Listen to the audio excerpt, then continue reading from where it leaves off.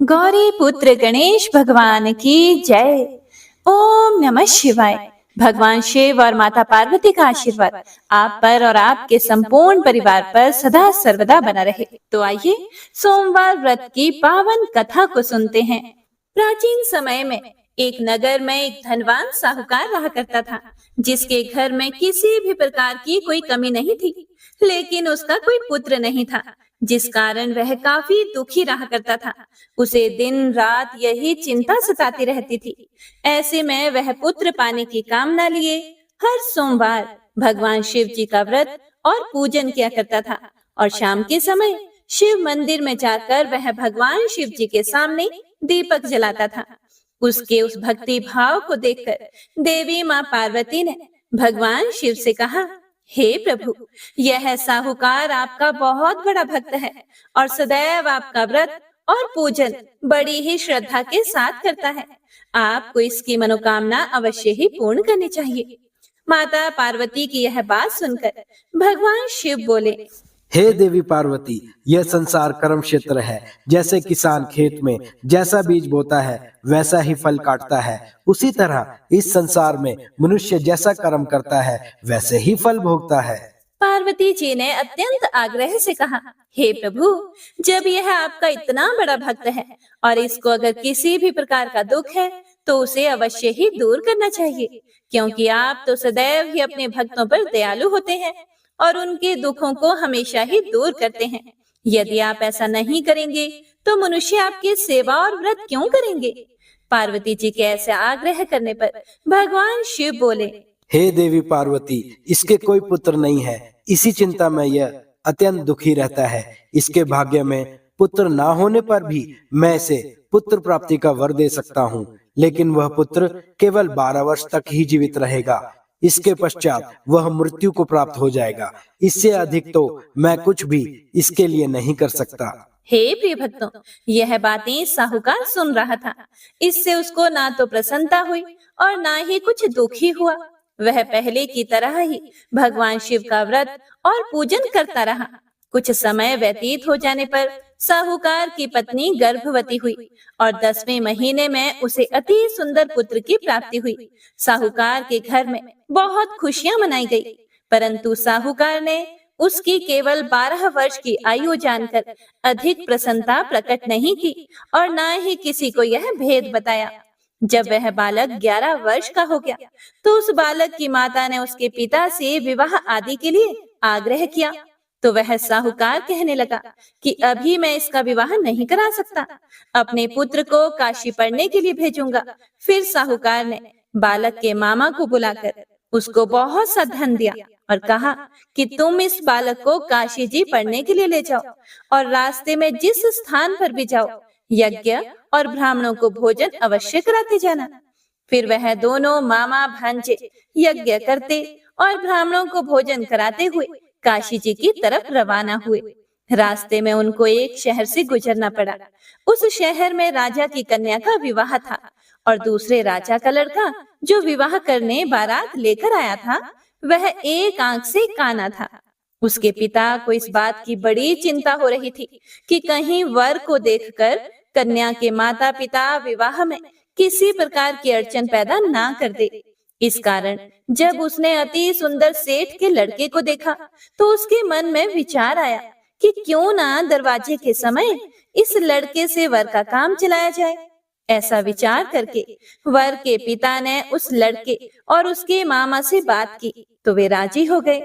फिर उस लड़के को वर के कपड़े पहनाकर और घोड़ी पर चढ़ाकर दरवाजे पर ले गए और सब कार्य प्रसन्नता से पूर्ण हो गया।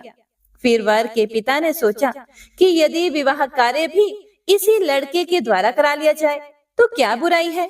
ऐसा सोचकर उसने लड़के और उसके मामा से कहा कि यदि आप फेरों और कन्यादान के काम को भी करा दें तो आपकी बड़ी कृपा होगी और मैं इसके बदले में आपको बहुत सारा धन दूंगा। तो उन्होंने स्वीकार कर लिया और विवाह कार्य भी बहुत ही अच्छी तरह से संपन्न हो गया। परंतु जिस समय लड़का जाने लगा तो उसने राजकुमारी की चुनरी के पल्ले पर लिख दिया कि तेरा विवाह तो मेरे साथ हुआ है, परंतु जिस राजकुमार के साथ तुमको भेजेंगे वह एक आंख से काना है और मैं काशी जी में पढ़ने जा रहा हूँ। लड़के के जाने के बाद उस राजकुमारी ने जब अपनी चुनरी पर लिखा हुआ पढ़ा तो उसने राजकुमार के साथ जाने से मना कर दिया और कहा कि यह मेरा पति नहीं है, मेरा विवाह इसके साथ नहीं हुआ है, वह तो काशी जी पढ़ने गया है। राजकुमारी के माता पिता ने अपनी कन्या को विदा नहीं किया और बारात वापस चली गई। उधर सेठ का लड़का और मामा काशी जी पहुंच गए थे। वहां जाकर लड़के ने पढ़ना शुरू कर दिया। जब लड़के की आयु 12 साल की हो गई, उस दिन उन्होंने यज्ञ रचा रखा था कि लड़के ने अपने मामा से कहा, हे मामा जी, आज मेरी तबीयत कुछ ठीक नहीं लग रही। मामा ने कहा कि तुम अंदर जाकर सो जाओ और आराम करो। लड़का अंदर जाकर सो गया और थोड़ी देर के बाद उसके प्राण निकल गए। जब उसके मामा ने आकर देखा तो वह मुर्दा पड़ा हुआ है, तो उसको बड़ा दुख हुआ और उसने सोचा कि अगर मैं अभी रोना पीटना मचा दूंगा तो यज्ञ का कार्य अधूरा रह जाएगा, जो कि सही नहीं होगा। इसीलिए उसने जल्दी से यज्ञ का कार्य समाप्त किया और ब्राह्मणों के जाने के बाद रोना पीटना शुरू कर दिया। संयोगवश उसी समय शिव पार्वती जी उधर से जा रहे थे। जब उन्हें जोर जोर से रोने की आवाजें सुनाई दी तो माता पार्वती जी ने भगवान शिव से कहा, हे प्रभु, कोई दुखियारा रो रहा है, कृपया कर इसके कष्ट को दूर कीजिए। जब शिव पार्वती ने पास जाकर देखा तो वहां एक लड़का मुर्दा पड़ा हुआ था। पार्वती जी कहने लगी, हे प्रभु, यह तो उसी सेठ का लड़का है जो आपके वरदान से पैदा हुआ था। इसीलिए हे स्वामी, इस बालक को और आयु दो, नहीं तो इसके माता पिता तड़प तड़प कर मर जाएंगे। पार्वती जी के बार बार आग्रह करने पर भगवान शिव ने उसको जीवन का वरदान दे दिया और भगवान शिव जी की कृपा से लड़का फिर से जीवित हो गया।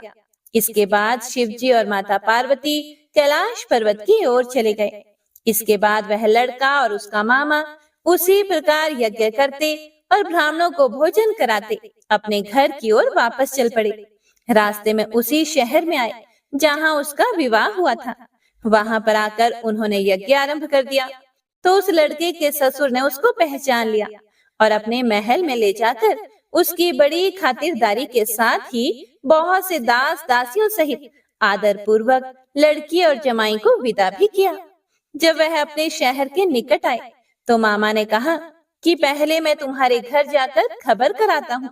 जब उस लड़के का मामा घर पहुंचा तो लड़के के माता पिता घर की छत पर बैठे हुए थे और यह प्रण कर रखा था कि यदि हमारा पुत्र सकुशल लौट आया तो हम राजी खुशी नीचे आ जाएंगे, नहीं तो छत से गिरकर अपने प्राण त्याग देंगे। इतने में उस लड़के के मामा ने आकर यह समाचार दिया कि आपका पुत्र वापस आ गया है, तो उनको विश्वास नहीं आया। तब उसके मामा ने शपथ पूर्वक कहा कि आपका पुत्र अपनी पत्नी के साथ बहुत सारा धन लेकर आया है। तो सेठ ने आनंद के साथ उसका स्वागत किया और बड़ी प्रसन्नता के साथ रहने लगे। हे प्रिय भक्तों, ऐसा माना जाता है कि इसी प्रकार से जो कोई भी मनुष्य सोमवार के व्रत को धारण करता है अथवा इस कथा को पढ़ता या सुनता है, भगवान भोलेनाथ और माता पार्वती उसके सभी दुखों को दूर करके उसकी समस्त मनोकामनाओं को पूर्ण करते हैं। तो सभी भक्तजन एक बार प्रेम से बोलिए, शिव शिवा की जय, हर हर महादेव। हे प्रिय भक्तों, अब बड़ी ही श्रद्धा और भक्ति भाव से आइए सुनते हैं सोमवार व्रत की दूसरी कथा। एक बार भगवान भोलेनाथ और माता पार्वती जी मृत्यु लोक घूमने की इच्छा से मृत्यु लोक में आए। यहाँ माता पार्वती व भगवान शंकर जी मृत्यु लोक में घूमते घूमते विदर्भ देशांतर्गत अमरावती नामक नगरी में पहुँचे, जो कि बहुत ही सुंदर थी। यहाँ उन्होंने देखा कि अमरावती नगरी अमरपुरी के दृश्य सभी प्रकार के सुखों से परिपूर्ण थी। उस नगरी में राजा द्वारा बनवाया हुआ बहुत सुंदर भगवान भोलेनाथ जी का मंदिर भी था। उस मंदिर में भगवान भोलेनाथ जी और माता पार्वती निवास करने लगे। एक दिन माता पार्वती जी ने भगवान शिव से कहा, हे प्रभु, आज तो हम और आप दोनों चौसर पासा खेलेंगे। शंकर जी ने माता पार्वती जी की बात मान ली और चौसर खेलने लगे। उसी समय मंदिर का पुजारी ब्राह्मण मंदिर में पूजा करने के लिए आया हुआ था। माता ने ब्राह्मण को देखकर एक प्रश्न किया, तो पुजारी जी बताओ कि इस बाजी में दोनों में से किसकी जीत होगी और किसकी हार होगी। ब्राह्मण ने बिना सोचे समझे कहा कि भगवान भोलेनाथ ही जीतेंगे। कुछ समय के बाद बाजी समाप्त हुई और माता पार्वती जी की विजय हो गई। माता पार्वती को ब्राह्मण के झूठ बोलने पर क्रोध आया और कोढ़ी होने का श्राप दे दिया। भगवान शंकर जी के बहुत समझाने के बाद भी माता नहीं मानी और वे दोनों वहां से चले गए। कुछ समय के बाद उस ब्राह्मण पुजारी को कोढ़ होने लगा और धीरे धीरे उसके सारे शरीर में कोढ़ हो गए। ऐसे में वह बहुत ही परेशान और दुखी रहने लगा। इस तरह कई दिन बीत गए। फिर एक दिन देवलोक की अप्सराएं शिव जी की पूजा करने उसी मंदिर में आई। अप्सराओं ने उस पुजारी के कष्ट को देखकर बड़े दया भाव से उसके रोगी होने का कारण पूछा। तब पुजारी जी ने अपनी आप बीती सभी बातें निसंकोच होकर उन अप्सराओं को बता दी। यह सुनकर वो अप्सराएं बोली कि हे ब्राह्मण देव, तुम दुखी मत हो। भगवान भोलेनाथ जी आपके सभी कष्टों को दूर कर देंगे, परंतु तुम्हें श्रेष्ठ 16 सोमवार के व्रत पूरे विधि विधान और भक्ति भाव से पूरे 16 व्रत करने होंगे और 17वें सोमवार के दिन पाव से पवित्र गेहूं के आटे की बाटी बनाएं। उसके बाद घी और गुड़ मिलाकर चूरमा बनाकर भगवान भोलेनाथ जी को प्रसाद चढ़ाना और बाकी के प्रसाद को मंदिर में उपस्थित भक्तों को बांट देना। ऐसा करने से आपकी सभी मनोकामनाएं पूर्ण होंगी। हे प्रिय भक्तों, ऐसा कहकर अप्सराएं देवलोक को चली गई। ब्राह्मण भी यथा विधि 16 सोमवार व्रत करने लगा। ऐसे में भगवान भोलेनाथ की कृपा से धीरे धीरे ब्राह्मण पुजारी कोढ़ से मुक्त होने लगा और कुछ समय के बाद भगवान शंकर जी और माता पार्वती जी फिर से उसी मंदिर में पधारे। तब माता ने उस ब्राह्मण को रोग मुक्त होने का कारण पूछा, तो ब्राह्मण ने माता को 16 सोमवार के व्रत के बारे में विस्तार से बताया। ब्राह्मण की बात सुनकर माता पार्वती जी बड़ी प्रसन्न हुई और पुजारी से 16 सोमवार के व्रत की विधि पूछी। उसी दिन से माता पार्वती जी भी 16 सोमवार व्रत करने लगी और लगातार 16 व्रत किया। ऐसे में उनकी मनोकामनाएं पूरी हुई। उनके रूठे हुए पुत्र स्वामी कार्तिकेय जी स्वयं ही माता के आज्ञाकारी हो गए। फिर एक दिन कार्तिकेय जी को अपना विचार परिवर्तन होने का रहस्य जानने की इच्छा हुई और वह अपनी माता के पास गए और बोले कि हे माता, आपने ऐसा क्या उपाय किया जिससे मेरा मन आपकी ओर आकर्षित हो गया। तब माता पार्वती जी ने उसे 16 सोमवार व्रत कथा सुनाई। तब कार्तिकेय जी ने अपनी माता से कहा कि इस व्रत को मैं भी करूंगा, क्योंकि मेरा प्रिय मित्र ब्राह्मण दुखी दिल से परदेश गया है। हमें उससे मिलने की बहुत इच्छा होती है। फिर कार्तिकेय जी ने भी 16 सोमवार के व्रत पूरे विधि विधान से किए और उनकी भी इच्छा पूर्ण हो गई। उन्हें अपना प्रिय मित्र मिल गया। तब उसके मित्र ने इस आकस्मिक मिलन का भेद कार्तिकेय जी से पूछा। तो कार्तिकेय जी बोले, हे मित्र, हमने तुम्हारे मिलने की इच्छा करके 16 सोमवार के व्रत किए थे। अब तो उस ब्राह्मण मित्र को भी अपने विवाह की बड़ी इच्छा हुई और वह भी 16 सोमवार व्रत पूरे विधि विधान से करने लगा। एक दिन वह किसी काम से विदेश गया और वहां के राजा ने अपनी पुत्री का स्वयंवर रखा था। उस राजा ने राजकुमारी के विवाह के लिए यह शर्त रखी थी कि जिस राजकुमार के गले में सब प्रकार से श्रृंगारित हथिनी माला डालेगी, मैं उसी के साथ अपनी बेटी का विवाह करूंगा। भगवान शिव जी की कृपा से ब्राह्मण भी उस स्वयंवर को देखने के लिए एक ओर बैठा हुआ था। उसी समय हथिनी वहां पर आई और उस ब्राह्मण के गले में जयमाला डाल दी।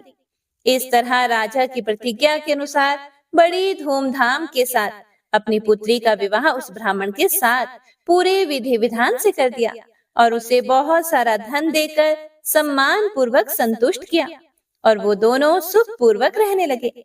एक दिन उस राजकुमारी ने अपने पति से पूछा कि हे प्राणनाथ, आपने ऐसा कौन सा पुण्य किया है जो हथिनी ने सभी राजकुमारों को छोड़कर आपके गले में जयमाला डाली। तब ब्राह्मण बोला, हे प्राण प्रिय, मैंने अपने मित्र कार्तिकेय जी के कथनानुसार 16 सोमवार का व्रत किया था, जिसके प्रभाव से मुझे तुम जैसी रूपवान पत्नी मिली है। इस व्रत की महिमा सुनकर राजकन्या को बड़ा आश्चर्य हुआ और वह भी पुत्र कामना के लिए 16 सोमवार व्रत करने लगी और भगवान भोलेनाथ से पुत्र कामना की प्राप्ति करने लगी।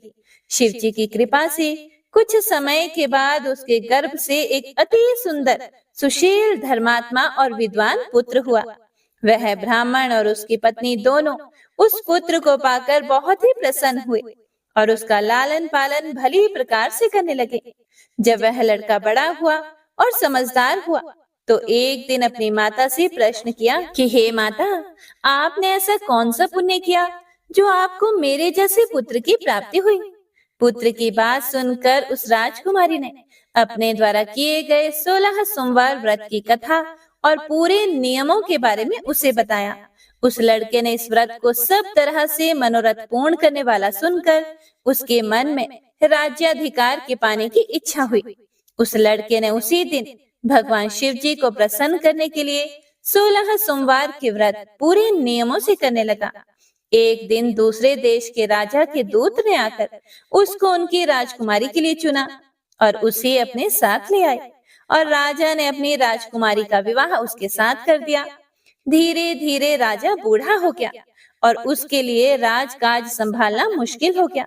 उसने अपने दामाद का राज्य तिलक कर दिया और वहां का राजा घोषित कर दिया। इस तरह से ब्राह्मण पुत्र राजा बनकर भी यह व्रत करता रहा। हे प्रिय भक्तों, जब 17वां सोमवार का व्रत आया तो उसने अपनी रानी से सभी सामग्रियों सहित भगवान भोलेनाथ जी के मंदिर में आने को कहा, किंतु रानी मंदिर नहीं गई और उसने अपने दास दासियों को पूजा की सामग्री लेकर मंदिर भेज दिया। राजा ने पूरे विधि विधान से भगवान शिव जी की पूजा की। जब वह वहां से जाने लगा तो उसने एक आकाशवाणी सुनी। हे राजा, अपनी इस रानी को राजमहल से निकाल दे, नहीं तो ये तेरा सर्वनाश कर देगी। इस वाणी को सुनकर राजा आश्चर्य में पड़ गया और उसने तुरंत मंत्रियों की एक बैठक बुलवाई और आप बीती उन्हें सुनाई। मंत्री आदि सभी बड़े विस्मय और दुख में डूब गए, क्योंकि जिस कन्या के साथ उसे राज्य मिला है, राजा उसी को राज्य से निकालने का जाल रच रहा है। यह कैसे हो सकेगा? अंत में राजा ने अपनी रानी को राजमहल से निकाल दिया। रानी दुखी हृदय से अपने भाग्य को कोसती हुई अपने राज्य से बाहर चली गई। बिना चप्पलों के और फटे वस्त्र पहने भूखी प्यासी धीरे धीरे चलकर एक नगर में जा पहुंची। उस नगर में एक बुढ़िया रोज सूत काटकर बेचती थी।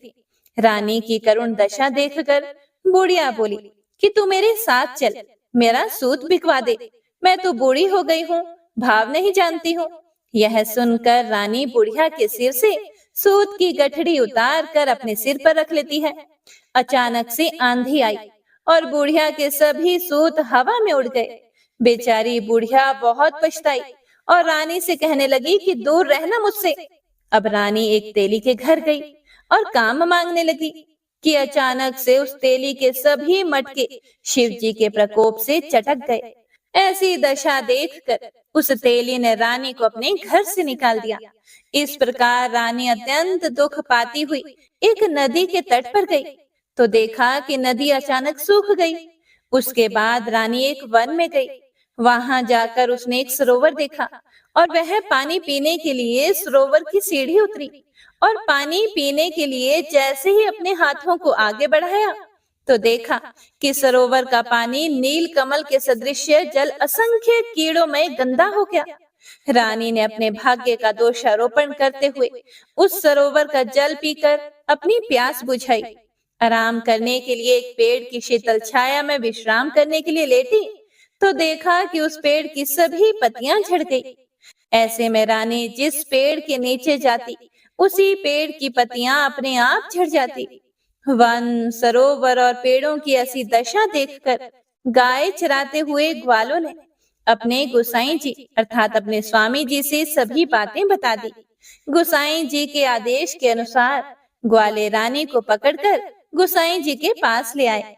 रानी की मुख कांति और शरीर शोभा देखकर गोसाई जी जान गए कि यह कोई विधि की गति की मारी कुलीन अबला है ऐसा सोचकर गुसाई जी ने रानी से कहा कि हे पुत्री, मैं तुमको अपनी पुत्री के समान रखूंगा। तुम मेरे आश्रम में ही रहो और मैं तुम्हें किसी प्रकार का भी कष्ट नहीं होने दूंगा। गुसाई जी के ऐसे वचन सुनकर रानी को थोड़ी धीरज मिली और वह आश्रम में ही निवास करने लगी। आश्रम में रानी खाना बनाती तो उसके खाने में कीड़े पड़ जाते और जब वह पानी भर के लाती तो उसमें भी कीड़े ही कीड़े हो जाते। अब तो गुसाई जी भी बहुत दुखी हो गए और रानी से बोले कि हे पुत्री, तेरे पर कौन सी देवता का कोप है जिससे तेरी ऐसी दशा हुई है? गुसाई जी की बात सुनकर रानी ने कहा कि अपने पति के साथ भगवान शिव जी की पूजा करने नहीं जाने की पूरी कथा सुनाई। रानी की बात सुनकर गुसाई जी ने उसे इस कोप से मुक्त होने के लिए 16 सोमवार व्रत की कथा पूरे विधि विधान से करने को कहा। गुसाई जी की बात सुनकर वह प्रत्येक सोमवार का व्रत पूरे नियमों से करने लगी। जब रानी के पूरे 16 व्रत हो गए और जब उसने 17वें सोमवार का व्रत किया तो रोज की तरह भगवान भोलेनाथ जी की पूजा कर रही थी। तो भगवान शिव जी के प्रभाव से राजा के मन में अपनी रानी का विचार उत्पन्न हुआ और सोचा कि मेरी रानी को गए हुए बहुत समय बीत गया है, ना जाने कहां कहां भटकती होगी, मुझे उसे ढूंढना चाहिए। हे प्रिय भक्तों, राजा ने यह सोचकर अपनी रानी की तलाश में चारों दिशाओं में अपने सैनिकों को भेजा। सैनिक अपनी रानी को ढूंढते हुए गुसाई जी के आश्रम में आ पहुंचे। सैनिक अपनी रानी को वहां पाकर पुजारी जी से अपनी रानी को साथ भेजने के लिए कहने लगे, किंतु गुसाई जी ने मना कर दिया और सैनिक चुपचाप लौट गए। राजा को सभी बातें बताई। तब राजा स्वयं रानी को लेने गुसाई जी के आश्रम में आए और पुजारी जी से प्रार्थना करते हुए बोले, हे महाराज, जो देवी आपके आश्रम में रहती है वह मेरी पत्नी है। शिव जी के कोप से मैंने इसका त्याग कर दिया था। अब इस पर से भगवान शिव जी का कोप शांत हो गया है, इसीलिए मैं इसे लेने के लिए आया हूँ। आपकी आज्ञा हो तो मैं इसे ले जा सकता हूँ। गुसाई जी ने राजा के वचनों को सत्य समझकर रानी को राजा के साथ जाने की आज्ञा दे दी। गुसाई जी की आज्ञा पाकर रानी अपने पति के साथ अपने राज्य के लिए चल दी। रानी के आने की खबर पाकर राज्य के निवासी अनेक प्रकार के बाजे बजाने लगे। नगर के दरवाजे पर तोरण बंधनवारों से विविध विधि से नगर को सजाया। नगर में घर घर में मंगलगान होने लगे। पंडितों ने विविध वेद मंत्रों का उच्चारण करके अपनी रानी का स्वागत किया। इस प्रकार रानी ने अपनी राजधानी में फिर से प्रवेश किया। राजा ने अपनी रानी के आने की खुशी में ब्राह्मणों को अनेक प्रकार के दान आदि देकर संतुष्ट किया। याचकों को धन धान्य दिया और पूरी नगरी में जगह जगह सदा व्रत खुलवाए, जहां भूखों और गरीबों को खाने को मिला। इस प्रकार राजा रानी भगवान भोलेनाथ जी की कृपा से सभी प्रकार के सुख भोगते हुए और 16 सोमवार व्रत की कथा करते रहे। अंत समय में अनेक प्रकार के सुख भोगते हुए वे शिवपुरी को पधारे। इसी कारण कहते हैं कि जो भी मनुष्य भगवान भोलेनाथ जी की भक्ति मन वचन कर्म द्वारा 16 सोमवार के व्रत पूरे विधि विधान से करेगा, वह इस मृत्यु लोक से समस्त सुख को भोगकर अंत में भगवान के चरणों में शिवपुरी को प्राप्त होगा और इस व्रत के करने से सबके मनोरथ भी पूर्ण होंगे। तो सभी प्रेम से बोलिए, भगवान शिव शिवा की जय। ओम नमः शिवाय। जय गणेश गिरिजा सुवन मंगल मूल सुजान, कहत अयोध्या दास तुम देहु अभय वरदान। जय गिरिजापति दीन दयाला, सदा करत संतन प्रतिपाला। भाल चंद्रमा सोहत नीके, कानन कुंडल नागफनी के। अंग गौर शिर गंग बहाए, मुंड माल तन चार लगाए। वस्त्र खाल बागंबर सोहे, छवि को देखी नागमन मोहे। मैना मातु की हवे दुलारी, बाम अंग सोहत छवि न्यारी। कर त्रिशूल सोहत छवि भारी, करत सदा शत्रुन क्षयकारी। नंदी गणेश सोहे तह कैसे, सागर मध्य कमल है जैसे। कार्तिक श्याम और गण राव, या छवि को कही जात न काओ। देवन जब ही जाए पुकारा, तभी दुख प्रभु आप निवारा। किया उपद्रव तारक भारी, देवन सब मिली तुम्ही जुहारी। तुरत षडानन आप पठायो, लव निमेष महामारी गिरायो। आप जलंधर असुर सहारा, सुयश तुम्हार विदित संसारा। त्रिपुरासुर सन युद्ध मचाई, सबही कृपा कर लीन बचाई। किया तप ही भागीरथ भारी, पूरब प्रतिज्ञा तासु पुरारी। दानिन मह तुम सम कोई नाही, सेवक स्तुति करत सदाही। वेद नाम महिमा तब गाई, अकथ अनादि भेद नहीं पाई। प्रकटी उधती मंथन में ज्वाला, जरत सुरासुर भय विहाला। किन्हीं दया तह करी सहाय, नीलकंठ तब नाम कहाई। पूजन रामचंद्र जब किन्हा, जीत के लंका विभीषण दिन्हा। सहस कमल में हो रहे धारी, किन्ह परीक्षा तभी पुरारी। एक कमल प्रभु राखे जोई, कमल नयन पूजन चह सोई। कठिन भक्ति देखी प्रभु शंकर, भय प्रसन्न दिए इच्छित वर। जय जय जय अनंत अविनाशी, करत कृपा सबके घटवासी। दुष्ट सकल नित मोहि सतावे, भ्रमत रहूं मोहि चैन न आवे। त्राहि त्राहि मैं नाथ पुकारो, यही अवसर मोहि आन उबारो। लई त्रिशूल शत्रुन को मारो, संकट से मोहि आन उबारो। मात पिता भ्राता सब होई, संकट में पूछत नहीं कोई। स्वामी एक है आस तुम्हारी, आए हरहु मम संकट भारी। धन निर्धन को देत सदाही, जो कोई जांचे सो फल पाही। अस्तुति के ही विधि करें तुम्हारी, क्षमो नाथ अब चूक हमारी। शंकर हो संकट के नाशन, मंगल कारण विघ्न विनाशन। योगी यति मुनि ध्यान लगावे, शारद नारद शीश नवावे। नमो नमो जय नमः शिवाय, सुर ब्रह्मादिक पार न पाए। जो यह पाठ करे मन लाए, तापर होत है शंभु सहाय। ऋणिया जो कोई हो अधिकारी, पाठ करे सो पावनहारी। पुत्रहीन कर इच्छा जोई, निश्चय शिव प्रसाद तेहि होई। पंडित त्रयोदशी को लावे, ध्यान पूर्वक होम करावे।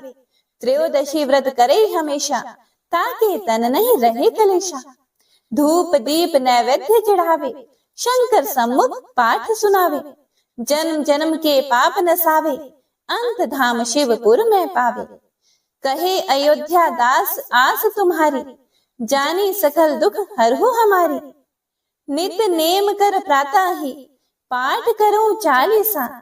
तुम मेरी मनोकामना, पूर्ण करो जगदीश। मगसर छठी हेमंत ऋतु, संवत 64 जान। अस्तुति चालीसा, शिव ही पूर्ण केल कल्याण। ओम नमः शिवाय। तो आइए अब सुनते हैं आरती। ओम जय शिव ओमकारा, स्वामी जय शिव ओमकारा। ब्रह्मा विष्णु सदा शिव, अर्धांगी धारा। ओम जय शिव ओमकारा, एकानन चतुरानन पंचानन राजे। स्वामी पंचानन राजे, हंसानन गरुड़ासन वृषवाहन साजे। ओम जय शिव ओमकारा, दो भुज चार चतुर्भुज, 10 भुज अति सोहे। स्वामी 10 भुज अति सोहे, त्रिगुण रूप निरखता त्रिभुवन जन मोहे। ओम जय शिव ओमकारा, अक्षमाला वनमाला मुंडमाला धारी। स्वामी मुंडमाला धारी, त्रिपुरारी कंसारी करमाला धारी। ओम जय शिव ओमकारा, श्वेतांबर पीतांबर बाघंबर अंगे। स्वामी बाघंबर अंगे, सनकादिक गरुड़ादिक भूतादिक संगे। ओम जय शिव ओमकारा, करके मध्य कमंडलो चक्र त्रिशूल धारी। स्वामी चक्र त्रिशूल धारी, सुखकारी दुखहारी जग पालनकारी। ओम जय शिव ओमकारा। ब्रह्मा विष्णु सदा शिव जानत अविवेका। स्वामी जानत अविवेका। प्रणवाक्षर में शोभित ये तीनों एका। ओम जय शिव ओमकारा। त्रिगुण स्वामी जी की आरती जो कोई नर गावे। स्वामी प्रेम सहित गावे। कहत शिवानंद स्वामी सुख संपत्ति पावे। ओम जय शिव ओमकारा। ओम जय शिव ओमकारा। स्वामी जय शिव ओमकारा। ब्रह्मा विष्णु सदा शिव अर्धांगी धारा। ओम जय शिव ओमकारा। तो प्रेम से बोलिए पार्वती पते हर हर महादेव। ओम नमः शिवाय।